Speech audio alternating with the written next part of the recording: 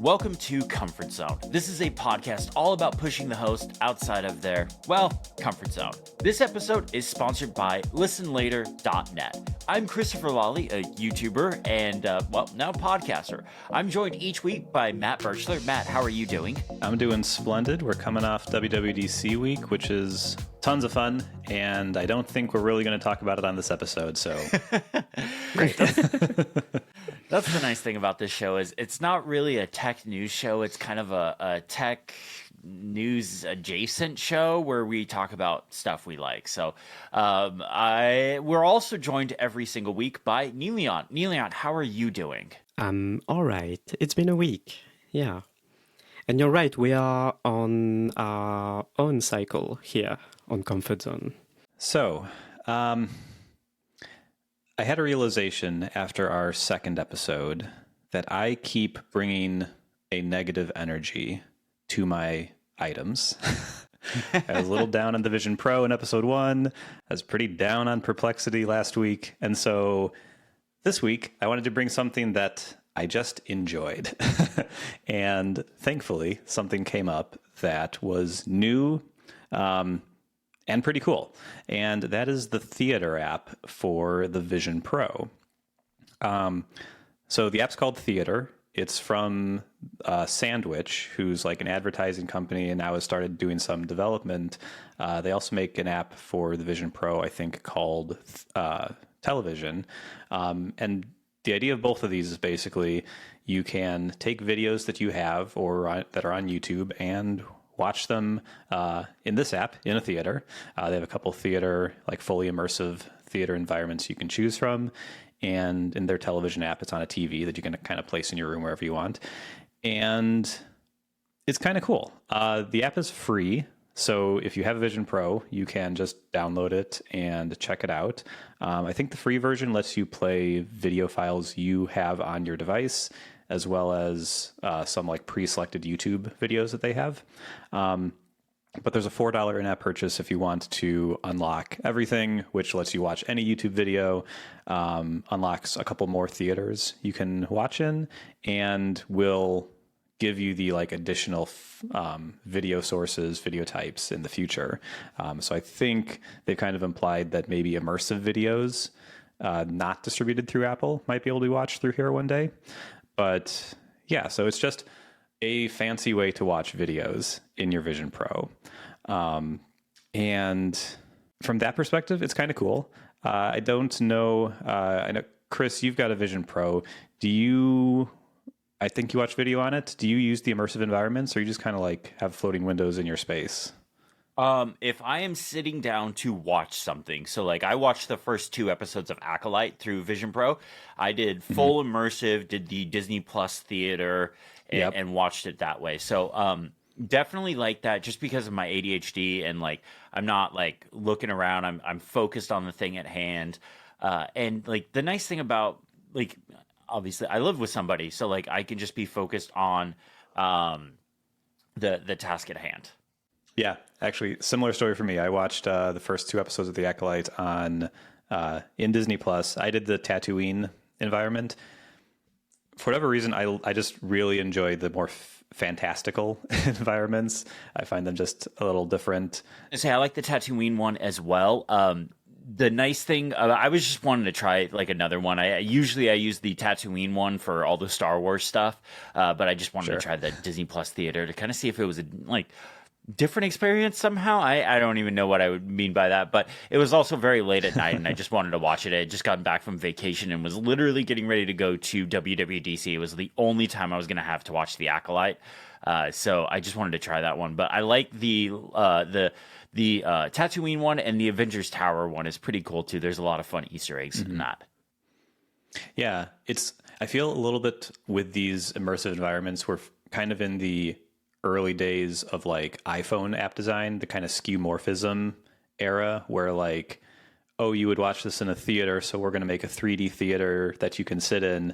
But maybe that's, I don't know. I don't know if that's good or if the more like places you could never go and watch these things are more compelling. But either way, this app is doing the kind of like, let's simulate real life.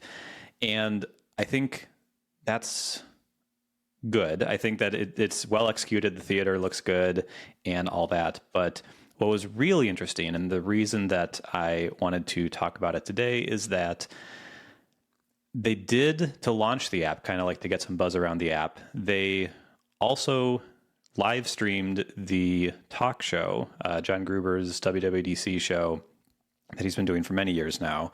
And they streamed it in immersive video in the theater app. And that was actually really, really cool. More than I expected, I think. So the setup that they had looked like they were using one of these new rigs that Apple, I don't know if Apple invented or Apple worked with someone, whatever. These new rigs that Apple's using for their immersive videos, they're using a similar rig, and they just had planted front and center in front of the stage where the show is happening. And it didn't move. There were no cuts. There like weren't multiple cameras that it was switching between. It was just this one camera right there, and you could watch the show as if you were sitting front row center at the theater that it was actually happening in. And it was pretty low resolution compared to what you're used to with live streaming or anything. Like, it's easy to like get a 1080p, very high quality live stream these days on things like Twitch and YouTube and stuff.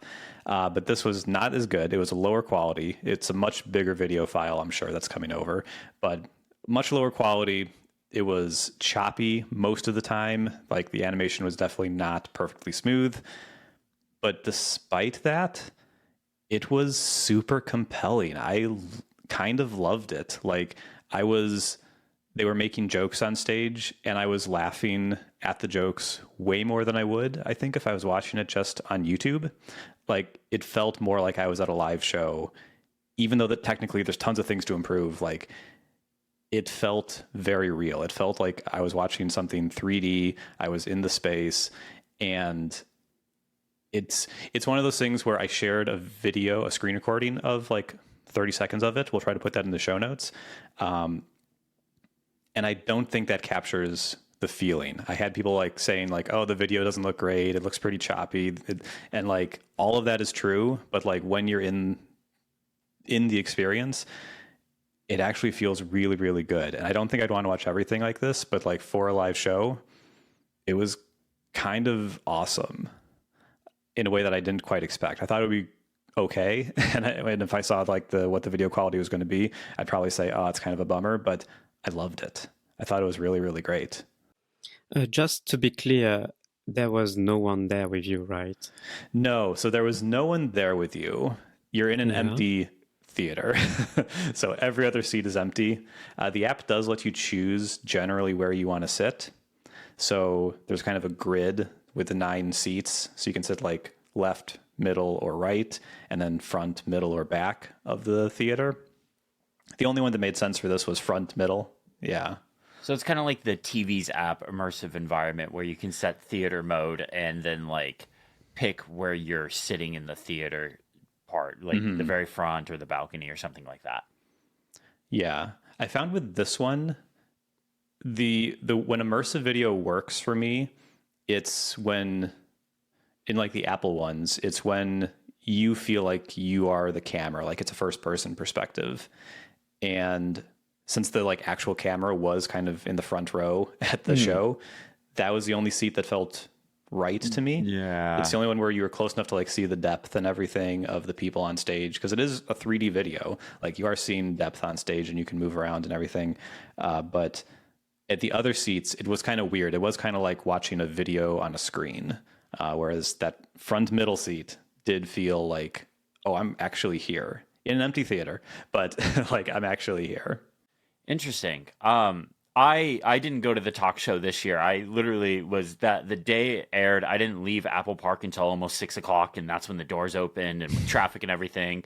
It's normally a 10-minute drive from where Apple Park is to the California Theater. It was going to be close to a 50-minute drive. So by the time I got there and parked and everything, I would have been late. So I wasn't able to go, but I've been the last 2 years, and it's a very different experience being in the theater than listening to the podcast after or watching it on YouTube or something like that. So the fact that this was available to people this year is cool, and definitely it's a proof of concept thing for Sandwich. Like I'm sure like Yeah. them and Gruber worked out some kind of deal. Like I don't know the details of it or anything, but like, I'm sure they worked out some kind of deal. Like, hey, let us test our new technical proof of concept thing, and we'll live stream the talk show for you, because it was only available on Vision Pro. Like I was like, oh, I can't make it, maybe I'll just download the app on my iPad and watch it that way, because I thought I was going to be able to do it that, and it's not. Like, it's just on Vision Pro. So yeah.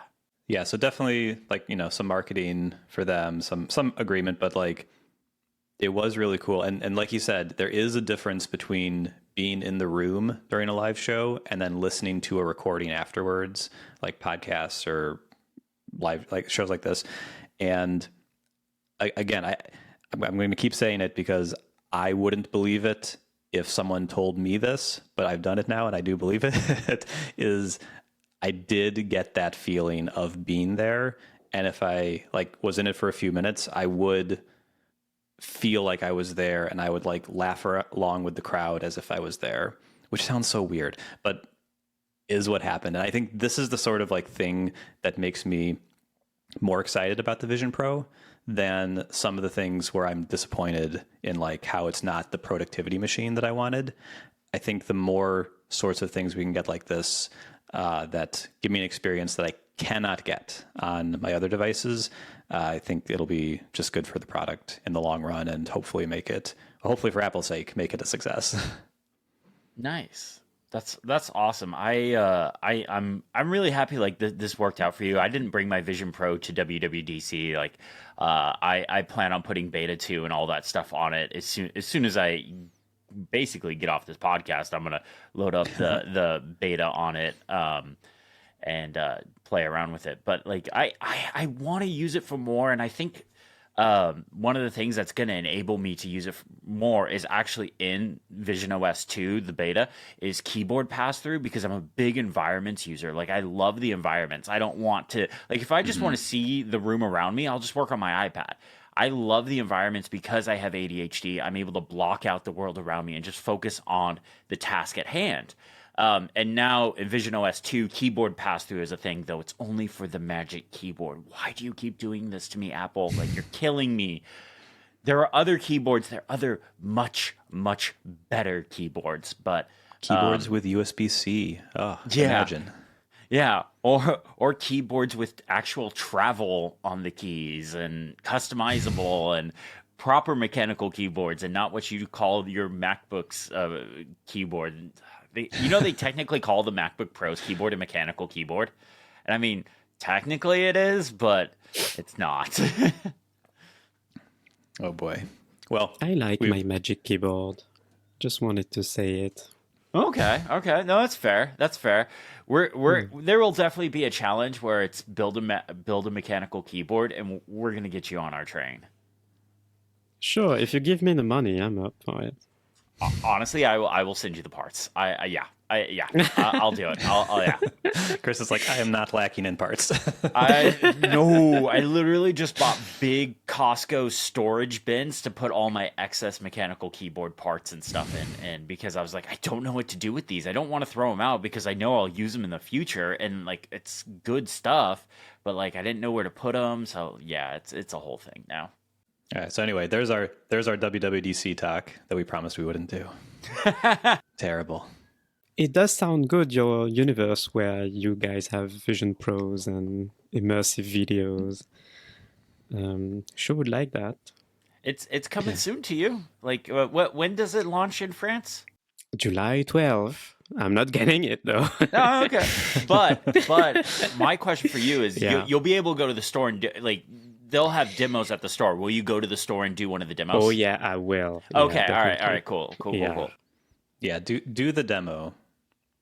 Yeah, I will. Okay. I will have to take a train, about 1 hour 30. trip, but then I'm there and I'm going to try it. Okay, all right, yeah. I mean, it sounds like they have the time slots. I mean, and at least in America, they're having a hard time filling up like all the demos and stuff. And it sounds like they might be doing shorter and shorter demos now. So you might actually, it may not be that hard for you to get like the full 30-minute demo that they've been doing. I will. Stay tuned then. All right, so this week I was at WWDC. I was in Cupertino. I got there Sunday, left Thursday. Literally, we're recording the day after I got back. I am exhausted. I am sunburnt. I am just ready to take a break. So, but that whole time I was there. I was running around, did some video stuff, did a bunch of briefings, met with a bunch of people. It was a great time. But this year I did something a little different than I normally do. Normally I bring a big vlogging mic and it's just attached to my camera and I run around and constantly am just like hitting record and it's this big shotgun mic that I'm just speaking into and the audio quality is fine, but it picks up a lot of noise around you. So before I left this year, I got this guy. It's the DJI wireless mic system. And what this is it kind of looks like a giant AirPods case. What's cool about this is it has two microphones in it, and a receiver and a bunch of adapters. So the way this works is you have two lav mics and they have magnetic attachments or clips that you can put onto your clothes. And so you can attach the mics. And the nice thing about lav mics is you can get them really close to your mouth. So that way it's not picking up a lot of noise around you. It's very focused. So this was really nice system to have. It's wireless, but there is a receiver. So what I did is I put the receiver on my camera and there's a cold shoe mount adapter. So basically, for those that aren't aware, on camera systems, there are what's called cold shoe and hot shoe, and I never know which is the difference. To be honest, I've been doing video stuff for most of my life, and I still to this day don't know what the difference between a cold shoe and a hot shoe is. But anyways, there's a shoe mount, and there's an adapter on the receiver that you can click in there. It slides onto the top, shows audio levels and stuff like that. Really nice. And then there is a audio out cable, so that way you can plug just a regular 3.5 millimeter cable into the receiver and into your camera, and it'll record straight to your video clips. Or the two microphones have 8 gigs of internal storage each, so you can record locally to them. It's something like 15 hours of audio, like 14 or 15 hours of audio you can record. It was like more than enough. So this was a really great thing to have. I was able to do quite a bit with it. Like I was just able to record video, get clean audio. One of the videos I did, it's on Apple Intelligence. I just published it this morning.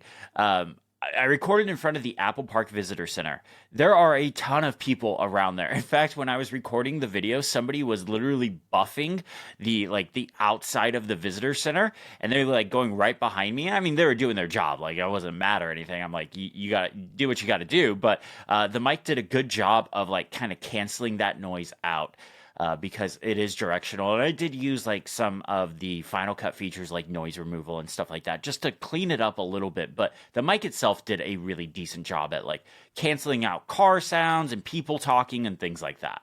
Now, what's nice about this mic system is that there are adapters with this. So if you don't have like a camera system, like I shoot with a Canon R5, if you're not using that, say you're just using an iPhone, it comes with both a Lightning and USB-C adapter, so you can plug that into the receiver and then just plug the receiver right into your iPhone and then use the microphones to record. So that way you can you can put your iPhone on a tripod, be 6 feet away, and these microphones go really far away. Like it's I think I saw like it was like over 100 feet. It might be close to like 200 feet, something like that.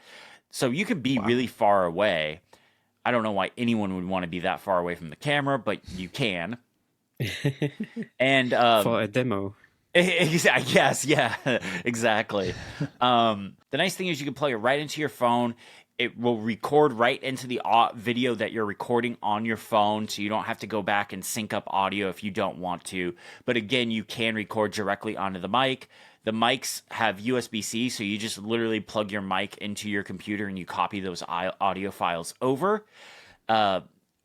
Really nice system, kind of a niche thing to bring to the show. I promise. I know last 2 episodes I brought like video stuff. I promise this won't be every week, but I've just been covering an Apple event, and yeah, like the video stuff is kind of my bread and butter these weeks when I'm doing these kinds of events. So it's a really nice system to have. It's definitely not going to replace like the mic that I used to record this podcast or the mic I have above me to record my traditional videos. But if you're looking for like a travel mic setup, this is not a bad way to go.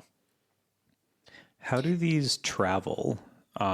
Is there like a carrying case or anything, or are you just kind of like loosely tossing them in a bag? Yeah, so there is a case. It's probably about like it's like 3 times the size of an AirPods Pro case. And it works exactly the same. Like the lid lifts up. It's a charging case for them. So everything, the mics, the receiver, the adapters, they all go into this case, which is really nice. And then there's a USB-C port on the case. So you then just plug one USB-C cable into it and it handles charging everything. The case itself has a battery. So say you're out and about, you're doing a bunch of recording, you're using the mics, the receiver, the battery dies on them. You can just put them in the case itself and it'll charge all that stuff back up. You don't have to plug them into power. Okay. And does the one that clips into the shoe, does that get powered by the camera or no? No, that has an internal battery. Okay. Yeah, so the receiver, so that's the receiver, and then there is the 2 mics. All 3 of those have their own battery, and then the case has a bigger battery, and then you can charge like the receiver and the mics individually if you want. And there's a version you can buy of this that's literally just a receiver and mic. It doesn't have the case, but I would spend, if I was you, I'd spend the extra money and get the case if you're interested in this, because you can literally just plug one cable into the case and it charges the whole system, which is really nice and really convenient, especially when you're in a hotel trying to balance charging camera batteries, your devices, mics, Nintendo Switch, all sorts of different things. Mm-hmm. Yeah, like I have the Rode Wireless Go 2 system, which is like similar to this, it sounds like. Yeah. But the things that bother me about this one, actually all three things you mentioned actually make it sound better. I'm not going to buy it, but it makes it sound better, is the carrying case is great. These are just kind of loose. So if I'm taking them somewhere, I'm just tossing them into a bag, which is annoying. They do all charge individually, but similarly, it does not charge from the camera when it's plugged into that. I was really hoping that would be a thing, because sometimes that dies on me and I'm like, oh, I forgot to charge the thing on the camera. And then the magnets actually would be really, really great. These guys only have clips to clip onto you, and a magnet would be so much better for like the sorts of like t-shirts that I wear. It would be a lot easier than trying to clip it like up to my neck or just randomly in the middle of my shirt. So those all sound good. I'm sure it costs way more than the Rode ones, but it's $250 for the version that I got. There's a cheaper version without the carrying case, but the carrying case definitely makes a big difference because, like you said, it's not loose stuff. Because these things are small. Like the mic is small, the receiver's small, all the adapters are really small. So just throwing those in a bag, that's a good way to lose them. So the case itself is really nice, like even the charging capabilities aside. And the really nice thing is the case has an LED light, like battery indicator on the front. So there's 4 lights on the front, so it'll tell you like how much battery life is left on the carrying case. So and as soon as you put the mics and the receiver in the case, it starts charging them right away. You don't have to put them in a specific mode or anything like that. It works just like AirPods in that instance. Yeah, that's very convenient. These guys have 0 indicator what their battery is, so you just kind of hope. That is not something I would use for a professional workflow then. I am not a professional video maker. Yes, you are. You absolutely are. I'm a scrappy video maker. Okay, yeah, we're all a little scrappy. Every person that does video has to be a little scrappy. That's true. That's true. Yeah. Chris, I have 2 questions about the mic. Okay. First, is it one of those mics that you can hold up to your mouth like one of those TikTokers nowadays, and it looks ridiculous? That's the question. That's it. You can. So technically, yes, you can. Just like any mic. I mean, technically, you can hold any mic. I mean, you always see those people now with SM7Bs. Yeah, but does it look like the TikTok vibe? It is 100% the same mic all the TikTokers use, that they hold it instead of clipping it onto their. I do not get why they just don't clip it onto their shirts, because when you hold it, you're moving your arms, so you're getting uneven audio because you're moving the mic further away from your mouth. You're bringing it closer to your mouth. I don't get that. That trend drives me nuts. I don't get it. I do not understand it. These come with a magnet. It's super easy to just clip to anyone's shirt, or you can mount it someplace or whatever. Or it has the clip option a traditional lav mic would have, but the magnet system is really nice. So yes, it is the mic that all the TikTokers and YouTube short people that are using, and they're hand holding it. But I have never and will never use it that way. That is my promise to you. And they don't have a variant that looks like a tiny little microphone that you can hold up to your mouth? All right, those are the best. Yeah.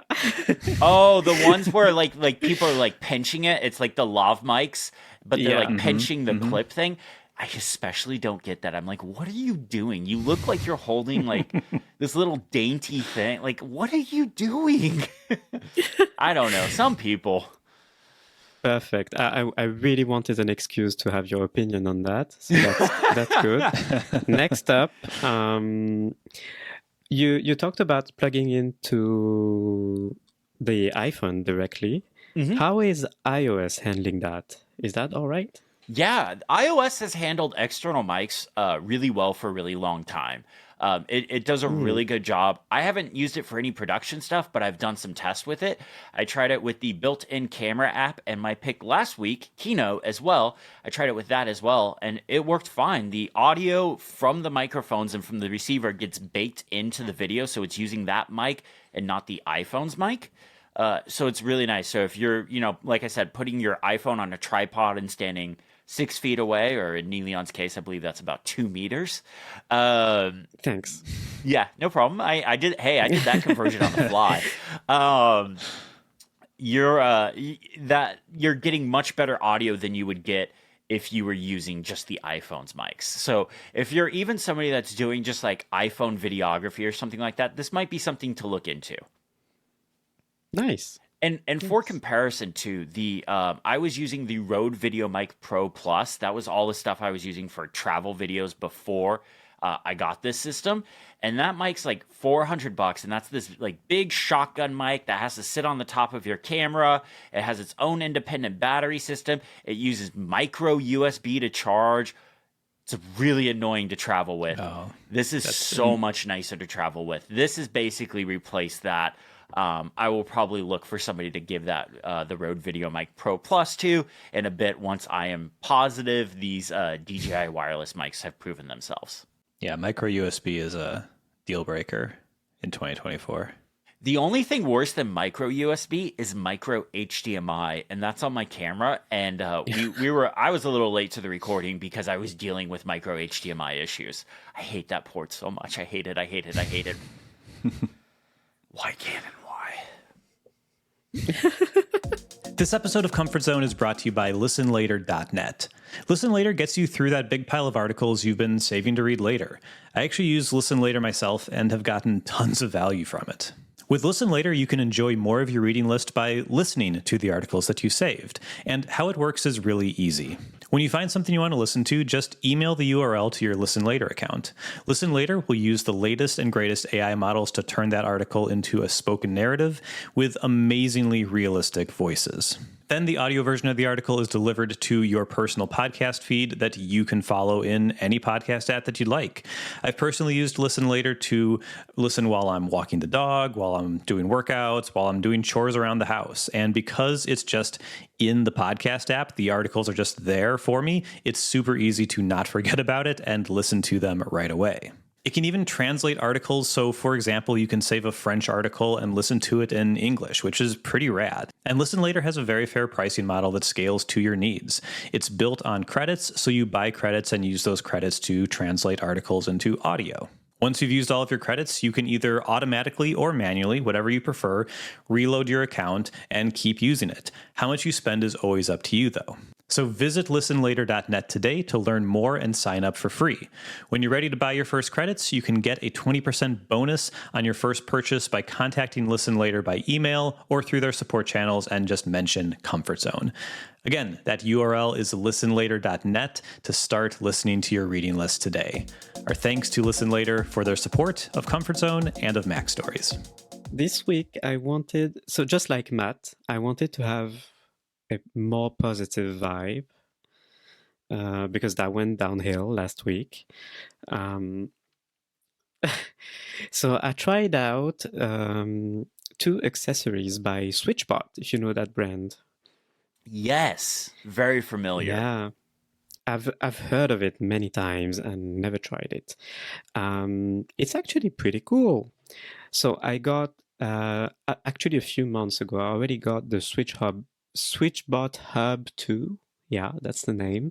Switchbot Hub 2. Yeah, and what it does is it's a temperature sensor, a humidity sensor, and it's got a light sensor as well, all in one. And it has a neat trick up its sleeve. It can trigger IR appliances, infrared appliances. So anything that you can control with a remote, basically a classic remote. So what I did is enroll my AC using this.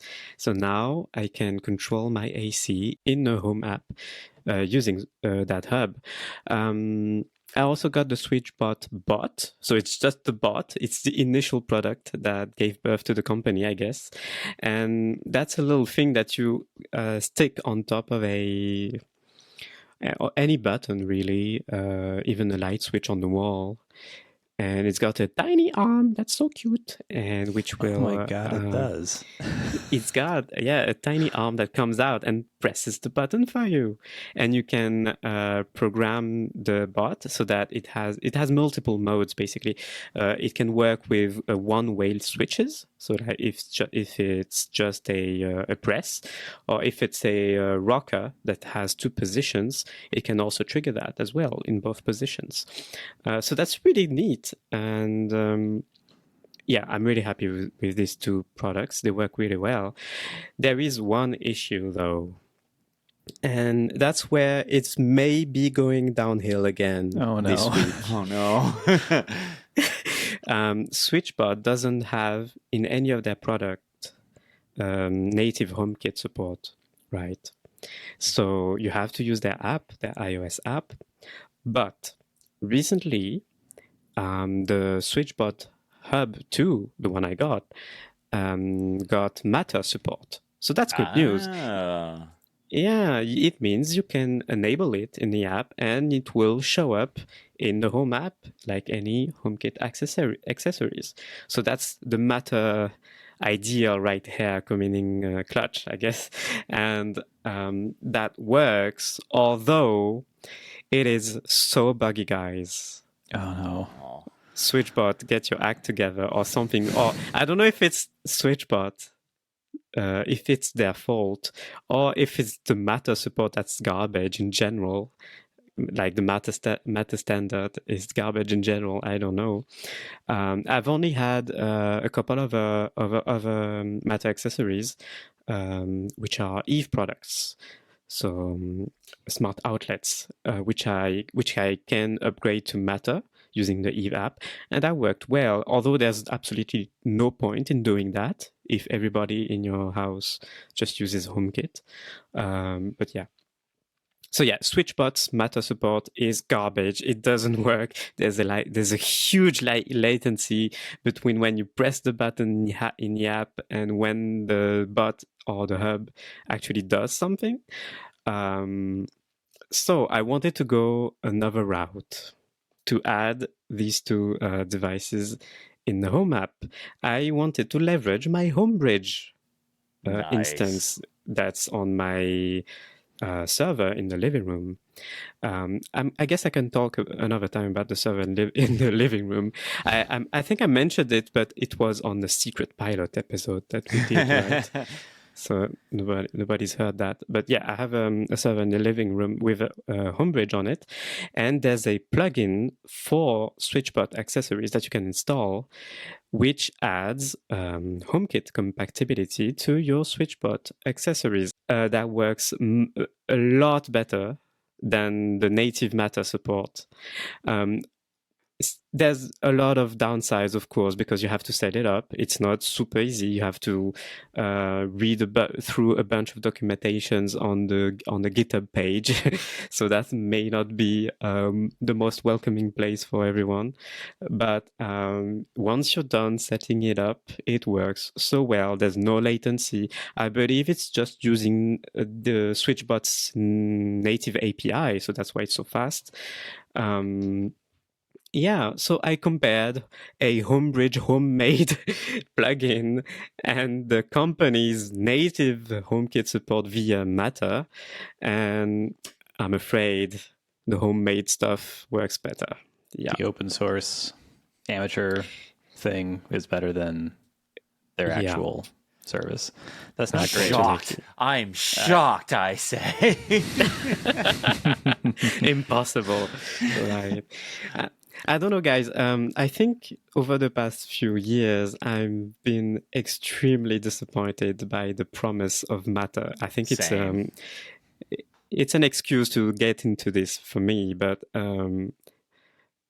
yeah, there was this promise that everybody would make products that works with everything, and I don't know, that's not been the dream.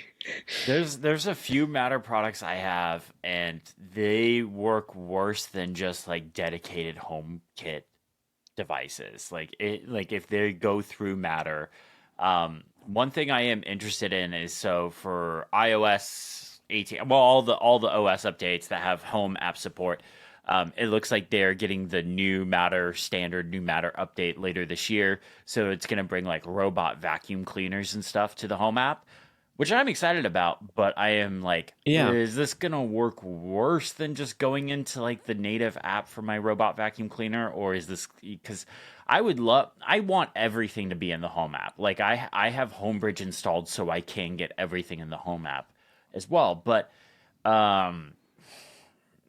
Matter is the promise to the people that are wandering the desert without any water, and they went, just kidding, we don't have any water for you, we have Mountain Dew. That's tough. Yeah. So Matt, are you Matt or are you Matter? Well, based on this conversation, I am Matt. Want good connotations. Title. Right. So this little SwitchBot bot. That's the best thing. It's a little box. It looks like you stick it to anything. Stick it to the wall, or anything really, Yeah, they've got it like hooked up to a coffee maker in one of their photos. Yeah. What are you using it for? And now that you have it, are there other things you're looking around like, ooh, I could use SwitchBot on that? Yeah, so I'm using it for something very specific in our living room. So we don't own our place. So we can't just replace things that are built into the apartment or something like that. So we have a bunch of smart lights in the living room, of course. But there are ceiling lights, which are tiny LEDs that are speckled on the ceiling. Imagine a grid of 12 or 16 LED lights, LED spots on the ceiling in our living room. And those you can only trigger using the wall switch, right? The built-in wall switch. We don't want to replace the wall switch to make it smart and make it show up in the HomeKit. So that's perfect. I just stuck the tiny bot on the light switch, and that's it. And it works. The thing is that And that's something really important, I think, is that you can still use the physical button. It doesn't, yeah, it doesn't prevent you from using the physical button. The bot is out of the way when you're not using it. So yeah, we can still press the button on the wall and it works. Yeah, I think that is like after I've been doing home automation stuff for years, and I think the thing that I realized at some point is if you're going to have a light, for example, that's smart, you need to have a way to just switch it on and off manually as well. You can't make absolutely your phone or your voice be the only way to do that. Because otherwise you're going to get frustrated. Your partner's going to get frustrated. It's going to be, and it's even worse when they get frustrated because you set it up and you're like, oh, it'll be so easy. And then if it's not, they're like, you said it would be easy and it's not easy. How dare you?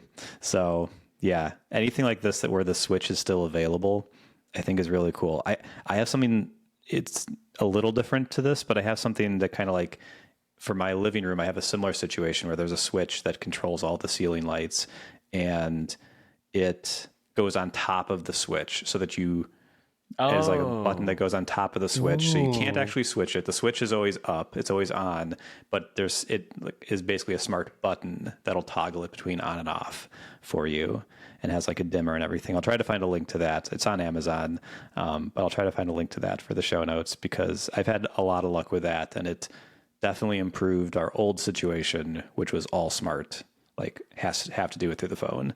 And that improved our quality of life quite a bit. Yeah, that's really nice. As somebody that used to be a renter and used to live by myself, I used to be able to like do all sorts of weird stuff, but I wasn't able to, drill holes in the wall or replace things. So I did a lot of like Philips Hue stuff, but I would put like the Philips Hue light switches on the walls as well and use those.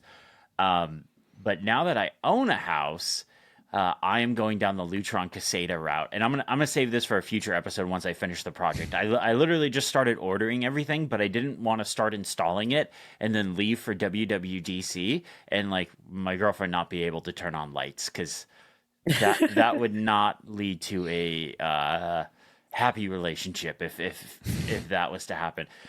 And like the other thing too is like my girlfriend's mom stays with us quite a bit, so she's not a techie person at all. She's very, very non-technical, which is totally fine, but that means I can't have her be like, oh yeah, in order to turn on the lights in the living room, you need to yell at the assistant in the home pod to turn on the lights. No, there needs to be a light switch that she can hit. So the Lutron Caseta stuff is really interesting to me. You need to be comfortable doing a little bit of electrical work or hire somebody to install it. Yeah.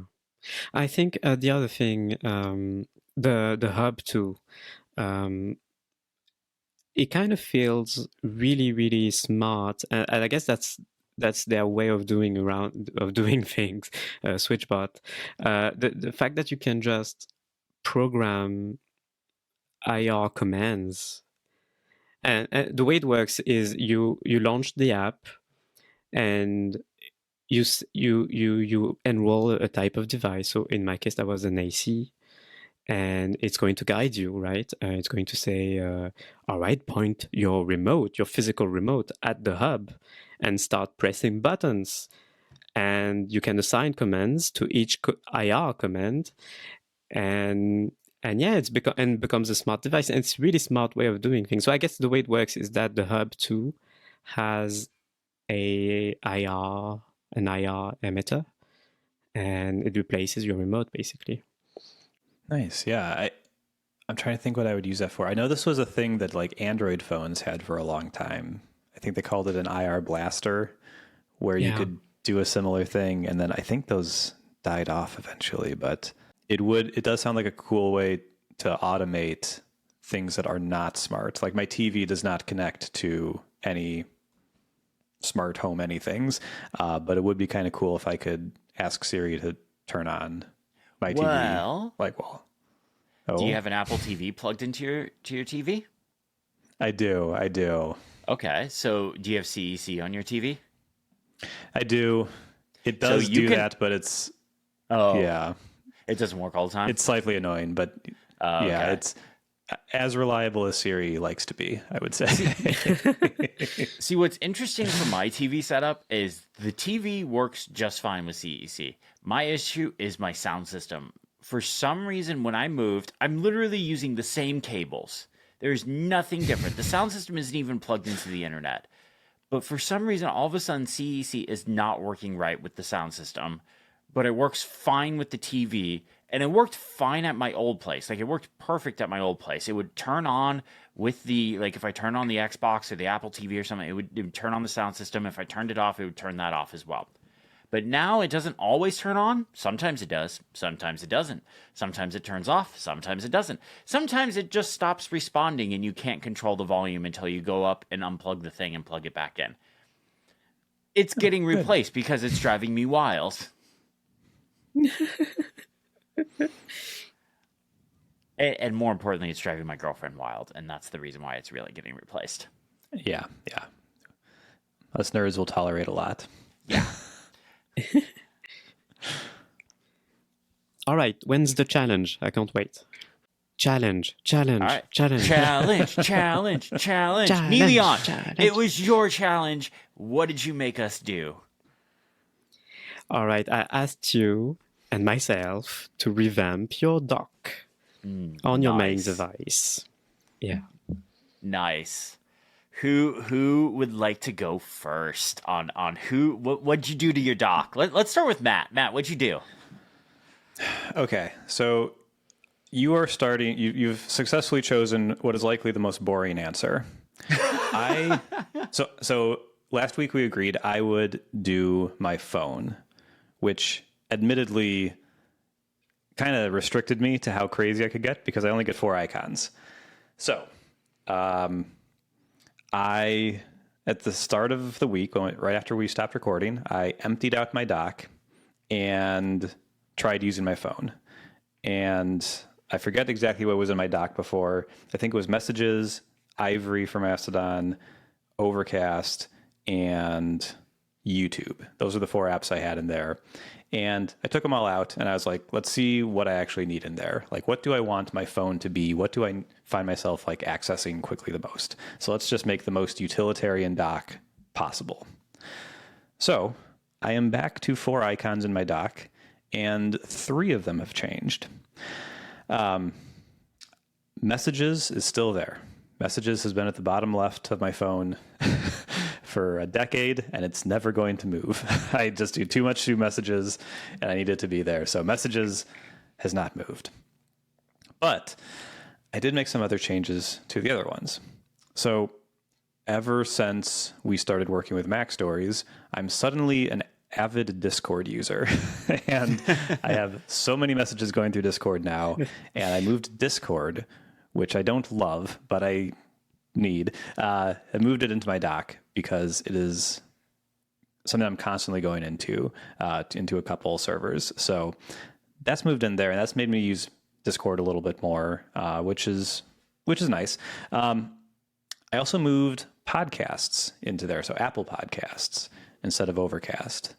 And I think it's because I just really love how beautiful the podcast app is, and I love the discovery in there. Like, I find more shows browsing through their kind of browse page than I do anything else. And so this is also maybe a bigger topic. With Overcast, I feel like I need to listen to everything. I need to be a completionist. Whereas in podcasts, the podcasts come in. If you listen to them, you listen to them. If you don't, you don't. It's not a big deal. And so I'm trying to see if I can handle that more casual podcast experience. I don't know if I will, but it's a challenge. So I'm giving it a go. And then the 4th icon in my dock is Reader, which is an RSS reader and is the one that I've used for many, many years, but it's never been in my dock. And it took the spot that Ivory had. So when I would typically go to social media to see if I could find something interesting, now my muscle memory is taking me to my RSS reader, where it will still be clickbait stuff, but it will be at least longer form, higher effort things that usually make me happy. So That's what I've been trying to do. I tried to get wild with like shortcuts, or like maybe there were apps that I could like put in there where a long press would trigger these like fancy actions, and like no apps do anything interesting with that. So I couldn't really make like a launcher in my dock like I was kind of thinking I could. But yeah, I just kind of turned it into what are the core things I want from my phone, and that was messaging people, listening to podcasts, and reading the news, blogs, fun articles, like that sort of thing. And I think I like it. I don't know if Discord will stay there forever, but it's been making it easier for me to stick up to date with everything going on my Discord servers. So yeah, I would say it was not very painful ultimately, because I did not get that adventurous, I think. All right.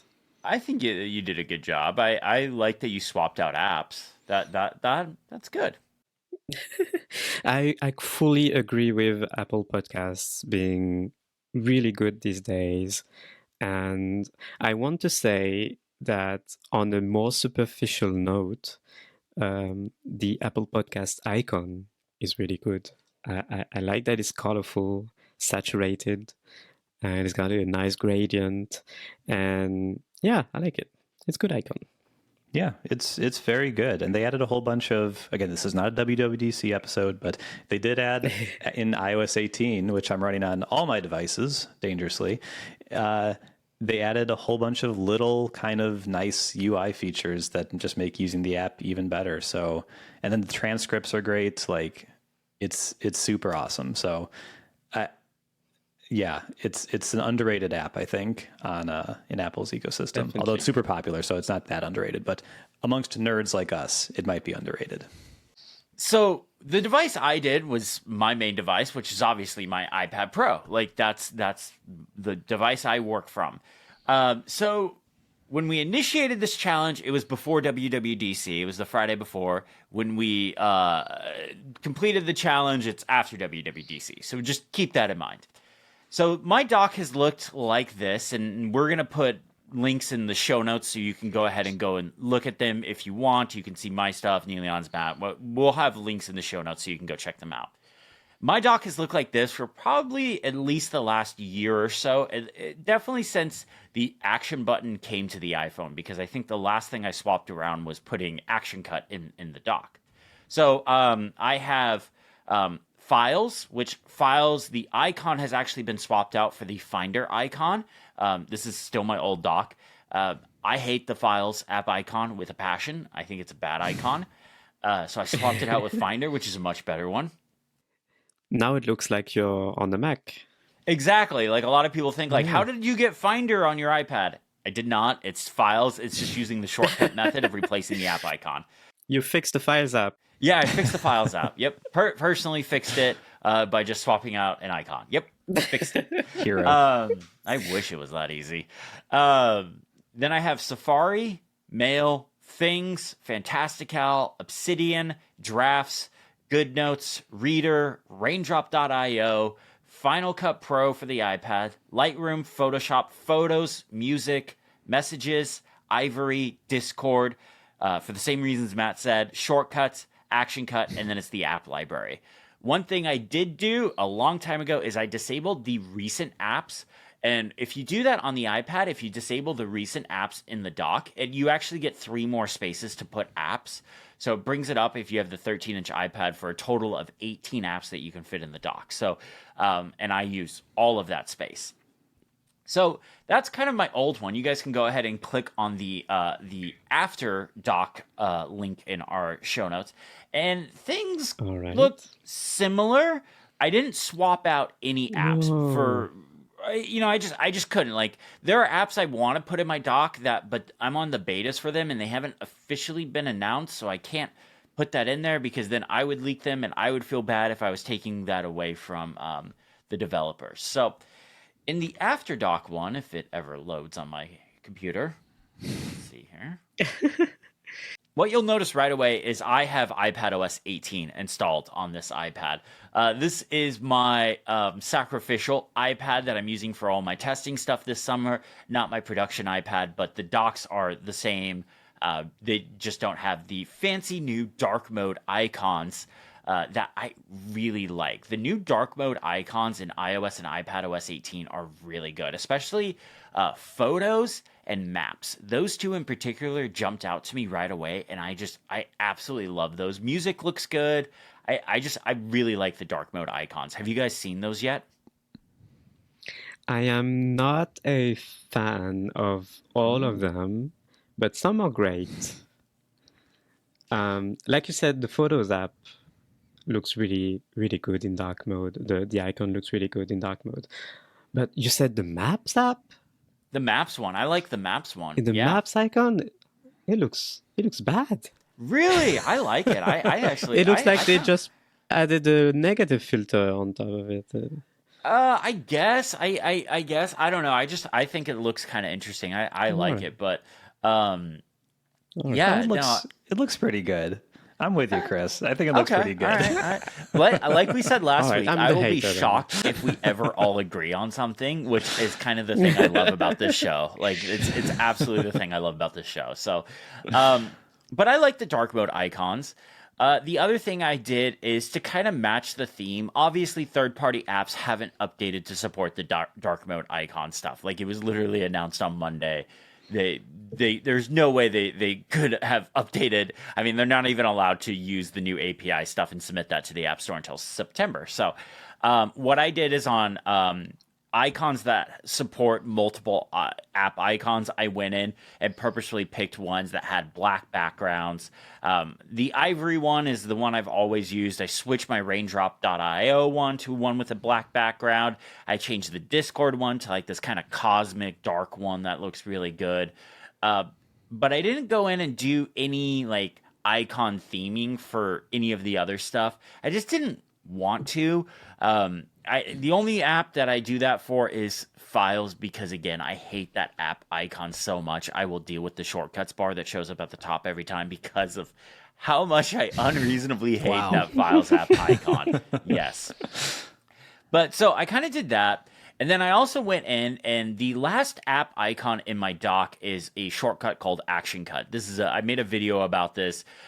Basically, it's a shortcut that I designed for the action button on the iPhone, but I use it on my iPad, and it looks at what focus mode I'm in and gives me different shortcuts depending on which focus mode I'm in. So it adapts to whatever situation I'm in. So, like, if I'm in my personal shortcut, it'll show me stuff like laundry timer. But if I'm in my work shortcut, it'll show me stuff like new video projects and stuff like that. So, it kind of like adapts for me. I really like it. It's a shortcut I've been using ever since I got my hands on the iPhone 15 Pro. But the other thing I did is I put a folder in my dock. And I have not used folders on the iPad for a really long time because I don't like the way they work. I don't like the fact that when you tap on a folder, it literally takes up the whole screen of the iPad. Like everything else gets blurred out. You see this grid of like, I think it's 16 apps in a folder that you can do, or on a single folder page, and that's all you can see. Like, it just takes up the whole thing. I think there would be a much better way to design that UI.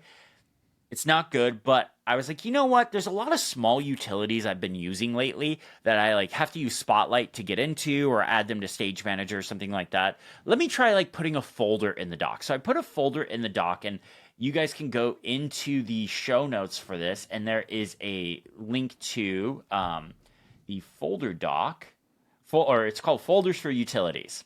And in here, I have shortcuts, the new Passwords app, the new Calculator app, Notes, an app called Emulicio. I always pronounce it wrong, but basically it's an app for stabilizing video, Unsqueeze, which is an app for up-resing video, Orion, which is the HDMI capture card app that I use to like control my Mac and stuff like that, Jump Desktop, which is the app I use to remote into the Mac if I can't use a capture card. Camo, which is a nice app for like video calls and stuff like that and doing like multicam stuff. The Home app, Floating Player, Overcast, Runestone, Working Copy, the App Store, and Settings. So I've just kind of been using these as a way to like quickly add them to Stage Manager, jump into those utilities when I need them. And it's been okay. I don't love it. I don't hate it. I'm kind of ambivalent on it. I just don't like the way the folder UI works. I'm very used to using Spotlight to adding stuff to Stage Manager because especially now since iPadOS 17, you can just type the name and then shift click on something or hit Shift Enter, and it'll add it to your current stage. So I'm very used to launching stuff that isn't in my dock via Spotlight. Is the folder really any better than using the app library? Because I test a lot of apps, because I have a lot of test flight stuff and I'm trying new apps all the time, my app library is kind of a mess.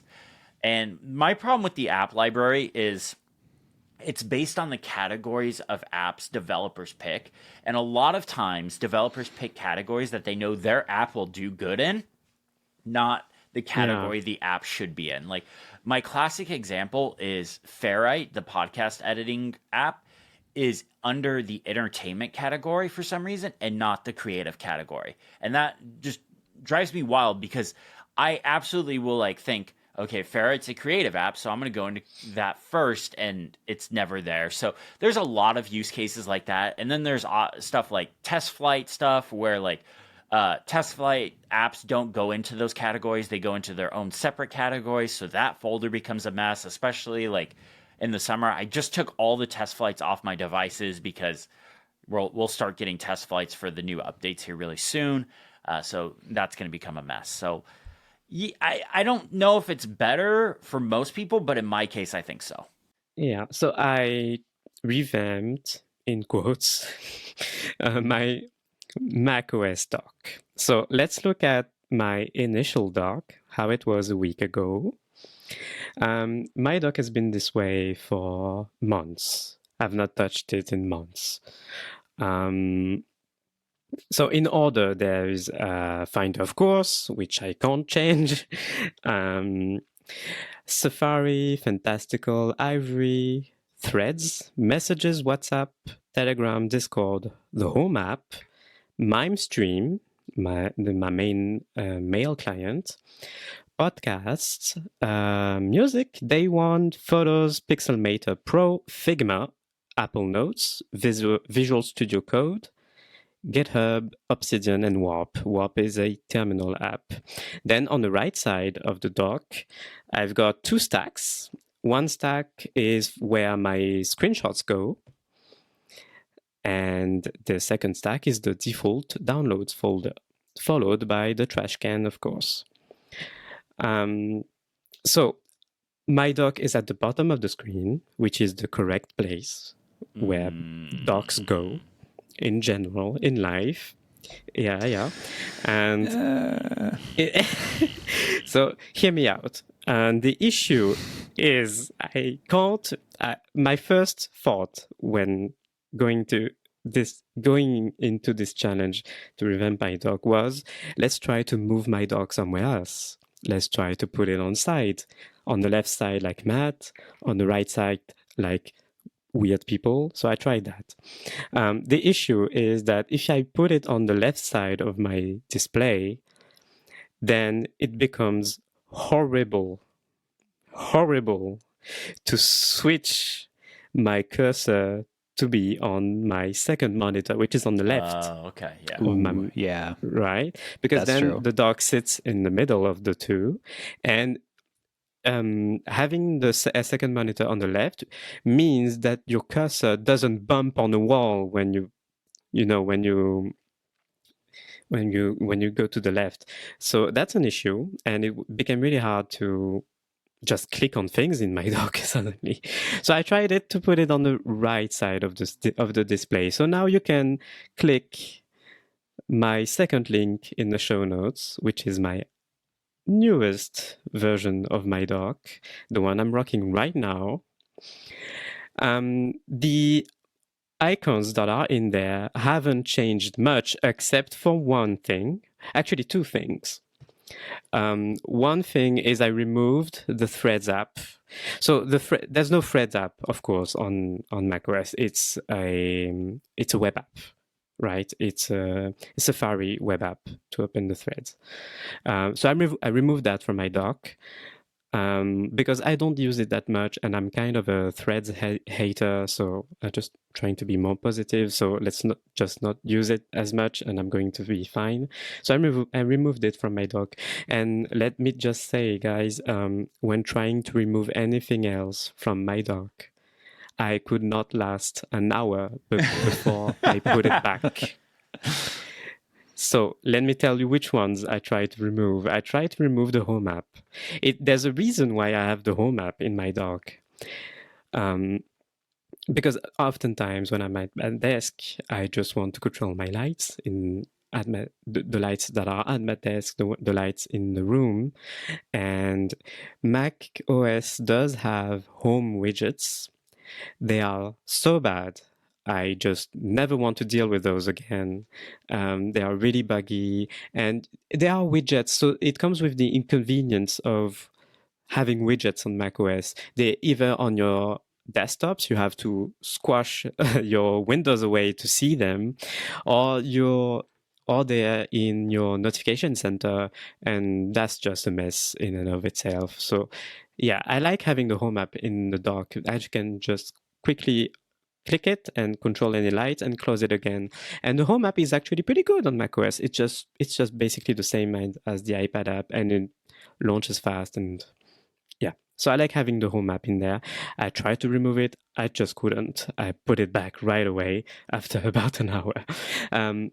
Another app that I tried to remove was Day One. So Day One is my journaling app. I do a lot of journaling. I wrote about it on Mac Stories actually when the Apple's journal app came out, and I really like Day One. The thing is, I thought I could remove it from my dock because even if I'm a big fan of journaling, I don't write that often in the app, right? I don't have it open all the time. I open the app basically at least once a day at most, but sometimes it's just barely 2 times a week or something like that. So it's really not an essential app to have in my dock. But, and here you're going to call me crazy, and that's all right. I want to have the Day One app in my dock because I turned it yellow a few months ago. The default Day One icon is blue, and I made a custom icon for it. I turned it yellow because it looked nice in my dock, right in the middle. And it makes for a nice gradient between the music app and the photos app. And if I remove it, that nicety is gone. And I could not bear it. I put it right back. I get it. I'm the person that replaced the Files app icon with the Finder app because I want something that looks nice in there. So I totally 100% get it. Yeah, this is a little crazy, but I do get it. All right, perfect. So the other big change that I made to my dock is at the bottom of the dock, I re-enabled the recent applications section. Yeah, you can on the Mac OS, just like on iPad OS, you can turn on that section at the end of the dock. So it's either on the bottom if it's on the side, or on the right side if your dock is on the bottom side of your display. And that section is actually pretty useful. I'm quite surprised. It means that apps stay in there if I've opened them recently, and even if they're not open currently. And it's actually pretty useful. I found that pretty useful to be able to just relaunch an app that I just used an hour ago or something like that. So I would recommend turning it on if perhaps you turned it off because you're an old school Mac user and you're like, none of that. I think it can be useful. I'm not opposed to the recent section. Like, I would leave it on the iPad if turning it off didn't give me more spots to use in the dock, because the dock on the iPad is limited. Like, there's a cap to how many apps you can put in there. So if it didn't give me more spots, I would 100% leave it on. But I would rather have like the stuff that I really use a lot in the dock than like, oh, here's this random utility that you use like once a week that you just opened. Chris, now you have a second dock in your dock with that folder. That's true. Yeah, yeah. So you're all in. The thing I'm noticing, okay, there's two things I'm noticing. Number one, your custom Figma icon is delightful. Oh, I didn't know that was Yeah. custom. That's amazing. Yeah, that's the icon made by Gavin Nelson, I believe. Okay. Yeah. I need to You find can this purchase icon. it on his Gumroad page, I think, if I remember right. Okay. Well, I'm looking for that after the show. And then both of you have much bigger docks than I ever use. So my dock on my Mac and my iPad are basically nothing. It's just the apps that I currently have open, which is very different from... Oh, so you mean the number of icons in there, not the size? Yeah, okay. Yes, yeah, the number of icons. So I have like 3 or 4 icons on my Mac dock by default, and then as I open new apps, they show up there. I guess I don't really use it as an app launcher necessarily. I tend to do that through Raycast. For me, because I'm on the iPad, having apps in the dock just makes it really easy to add them to Stage Manager, especially if I don't have a keyboard and trackpad attached. I can just, drag it right up, which that's why it's like the core apps I use are in the dock. So that way, if I don't have a keyboard and mouse attached, I can just drag them up or tap them and jump between them really quickly. It makes switching between apps a lot quicker on the iPad. But if I do have a keyboard and mouse attached, most of the time, like 95% of the time, I will just use Spotlight to either launch an app or add it to Stage Manager. Even if it's in the dock, like I will, like if I'm adding something to the stage, say like I have Ivory open and then I want to like check out Discord. I will just, Command space, Discord, shift click or shift enter, and just it adds it to the space. And it's a lot quicker than me going down to the dock, dragging the icon, and dropping it into the stage. That makes sense. Sense. What I'm learning from this is that we all have like very set in our ways docks, and I'm gonna guess all of us go back to our original docks, maybe except for like some custom icon stuff on my end. Like I don't want to speak for you guys, but like I'm probably gonna leave the custom icon stuff, but I think I might take out the folder. I don't know. I now that I'm thinking about it, I love the way Matt phrased it. It's a second dock, and I kind of love that. So I might just leave that. Yeah, it's a good concept.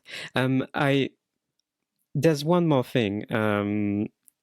The stacks at the end of the dock. Yeah. So I'm used to having 2 stacks: a screenshots stack and a downloads folder stack. I believe the downloads folder is there by default. It right? is. Yeah. Okay. So I just like to add the screenshots folder. Let me say, the stacks are vastly superior when your dock is at the bottom, because they open in a fan upwards, and it's just really easy to just grab the latest file in there and drop it somewhere. Whereas if your dock is on the side, it opens always in a huge grid that covers everything on my screen. I just want to cry every time. It's the worst thing. And you can't just have the fan open on the side. I guess it would look weird, I guess. But I just want my fan stack. And so, yeah, I just want to conclude my section of the challenge by saying that right now, live, I'm right-clicking on my dock. I'm navigating to position on screen, and I'm selecting bottom again, and I can breathe again. There we go. So that was a fail. I'm going to leave the folder in my dock for another week and play around with it a bit more, because the more I'm thinking about it, I'm like, it is really nice to be able to just add those apps to Stage Manager or something when I'm not using a keyboard and trackpad. And with these new iPads, something I found, because they're so much lighter, I'm using it in tablet mode quite a bit more. Like I'm using it for reading, because I have a 13-inch iPad. That's a big boy. It's kind of annoying to hold. Like the old ones used to be really annoying to hold one-handed. They were terrible to hold portrait. This one's not terrible. This one's not bad at all. Like I've been reading off of it. I've been reading books off of it. I've been reading articles off of it, just in tablet mode, no keyboard, no mouse attached. So I think I'm going to keep the folder in my dock for another week as kind of like a second dock. Nice. I've got to say the folder in the iPad dock looks a bit wild. Yeah. Because it's just a tight grid in a small space. They really need a better UI. Like they need a better UI and better icon design for it. That's something that has been on my wish list for a very long time, but it's such a low priority. I'm like, yeah, they should probably get to it, but like there's so many more important things to do on the iPad. There should be stacks in the dock, right? Just stacks would be fun. Yeah, I don't know if I like. So for me, whenever I had a Mac in the past, I always turned off stacks, the stacks icon, in favor of the folder icon. So like it would show like if you had downloads, it would show the downloads icon folder, or it'd show like if you put apps, the applications folder in there, it'd show the application folder icon and stuff like that. So and the stacks just seemed a little messy to me, but I get the appeal of them. Heresy. Hey, you put the dock at the bottom. That's heresy. Oh my god. If I could move the dock on the iPad, it would 100% be on the left side, but that's also where the stage manager stuff is. So I can see that never happening. All right, folks, leave a like on this YouTube video if I'm right. And also, leave a like if I'm right too, because hashtag let's do engagement. that. We'll know. Don't worry about it. Leave a comment.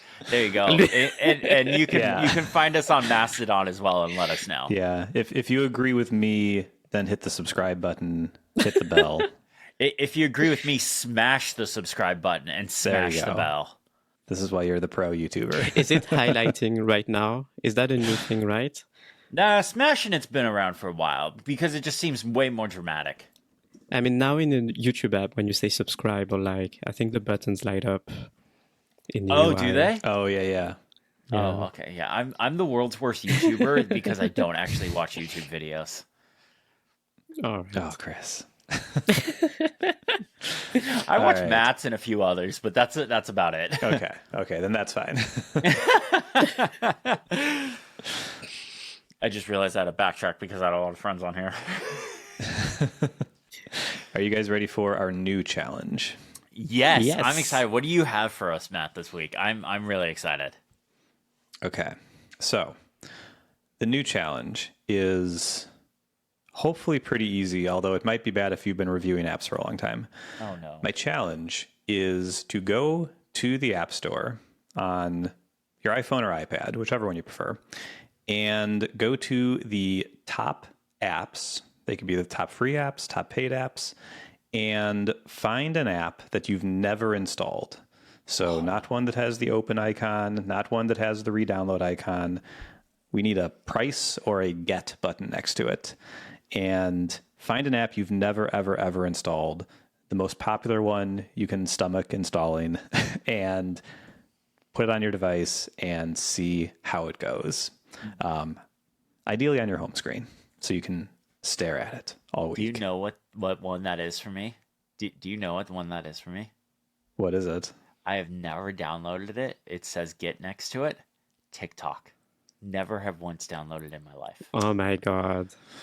Grandpa, I'm so there you not go. happy about this. I have been so proud of. I'm gonna find another app. I've been so proud of never downloading you can find another app. It doesn't have to be number one. I legit. No, he said it. The reason why I hate TikTok is I hate vertical video, and they were like the precursor to it. They were the ones that made it popular. So I blame them for doing vertical and short form video, and I hate that stuff with a passion. I hate what it's done to YouTube and like the creator sphere and all that stuff. I could go on a whole rant about that. I'm going to find another app because I refuse to download TikTok, but I will find something. I'll find something that's actually interesting because everyone's tried TikTok except me.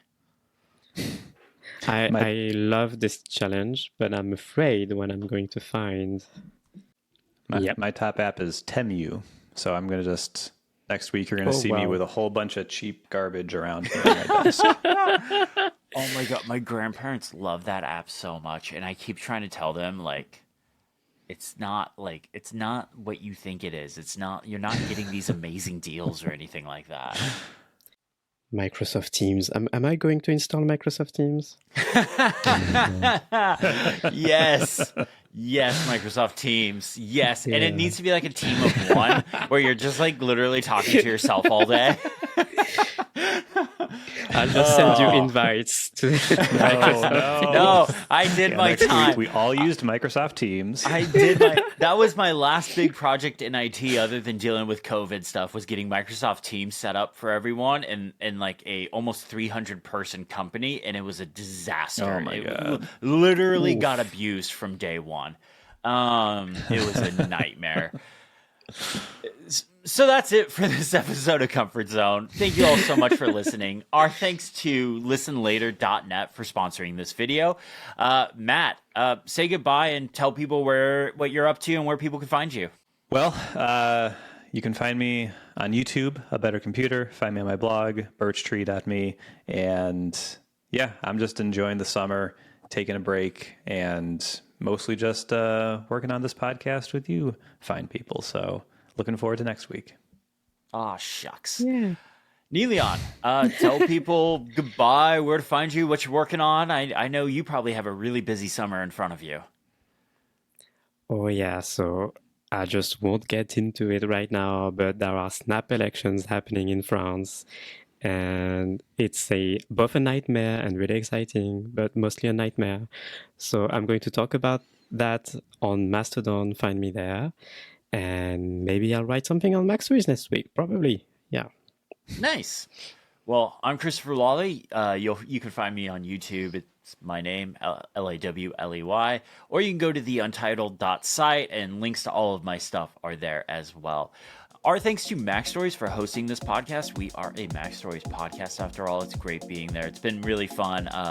Thank you all so much for listening. If you're watching on the YouTube video, hit the like button. And if you're listening on the audio version, maybe go into Apple Podcasts or Overcast and rate us, or give us a star in Overcast or something like that if you feel up to it. It actually does help people find the show, and we'd appreciate it.